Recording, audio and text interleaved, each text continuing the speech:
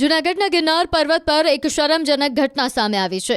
ગિરનાર પરિક્રમા માર્ગ પર આવેલા નાથ સંપ્રદાયના ગુરુ ગૌરક્ષનાથ પવિત્ર જગ્યા પર તોડફોડનો બનાવ બન્યો। અસામાજિક તત્વોએ મંદિરમાં પ્રવેશી તોડફોડ કરવાનું સામે આવ્યું છે। આ કૃત્યમાં તોડફોડ કરનારા શખ્સોએ ગોરક્ષનાથની મૂર્તિને પણ ખંડિત કરી છે, તેમજ મંદિરના કાચના દરવાજા, પૂજાની સામગ્રી અને દાનપેટી વેરવિખેર કરી નાખી હતી।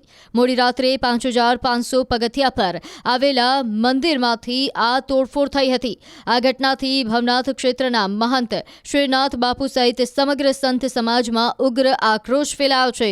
મહંત સોમનાથ બાપુ અને અન્ય સાધુ સંતો ફરિયાદ નોંધાવી છે। મંદિરના મહંતો દરવાજો બંધ કરીને મૂર્તિને ખંડિત કર્યા હોવાનો દાવો કરાયો છે।